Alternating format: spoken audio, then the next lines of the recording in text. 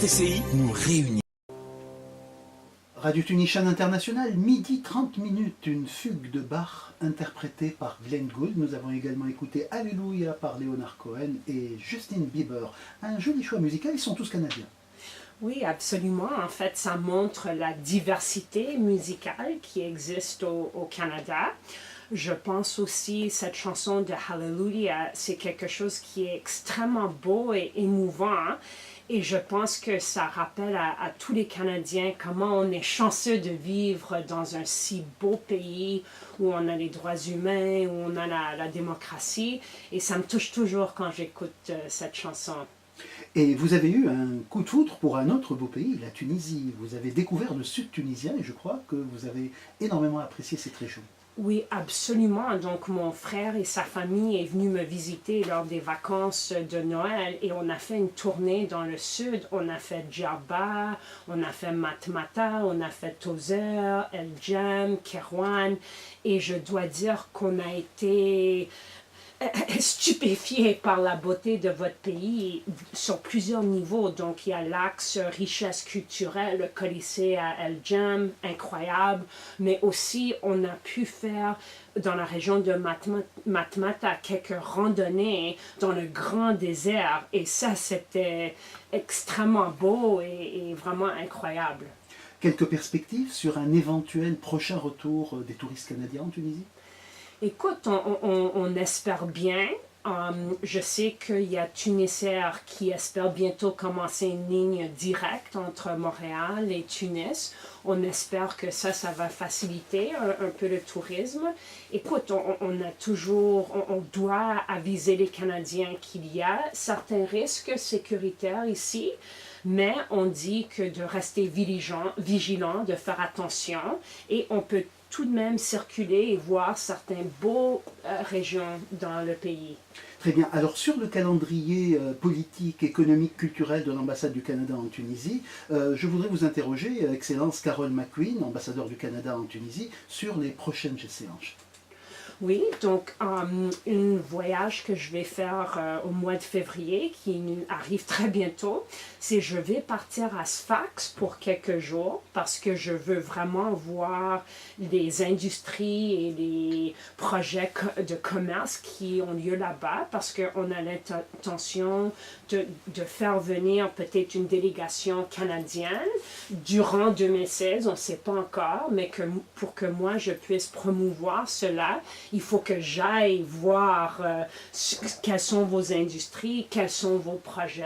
On est très intéressé par certains projets innovateurs en technologie, etc. Il y a aussi quelques conférences qui vont avoir lieu au Canada, notamment à Vancouver. Il va y avoir une conférence qui s'appelle Globe, qui réunit des gens qui travaillent sur la technologie verte ou innovateur de ce côté-là. Et on espère bien amener une délégation tunisienne à cette conférence pour qu'ils rencontrent d'autres qui travaillent dans le même domaine.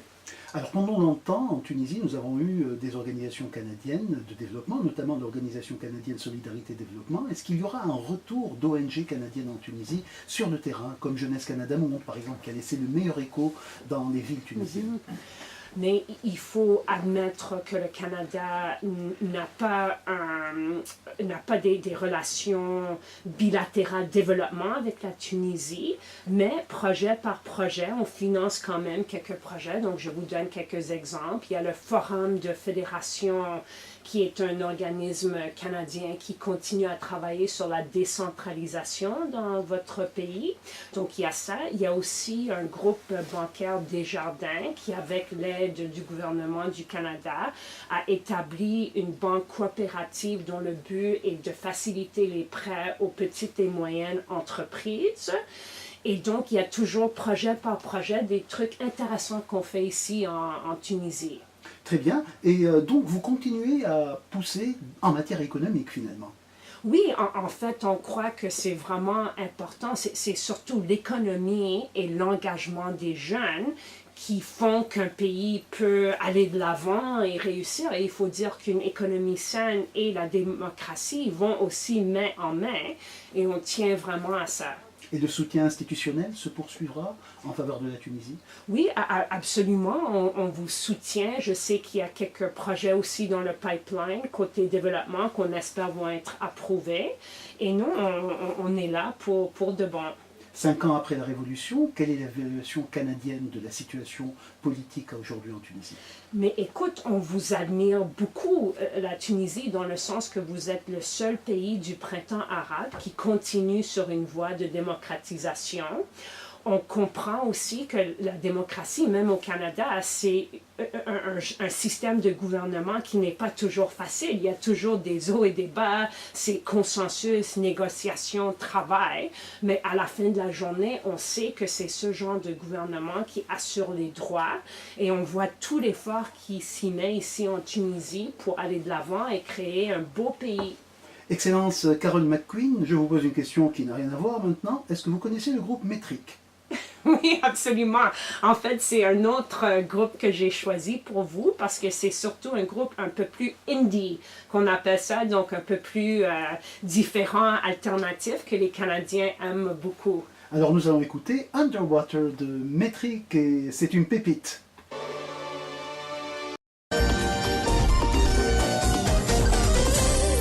RTCI nous réunit.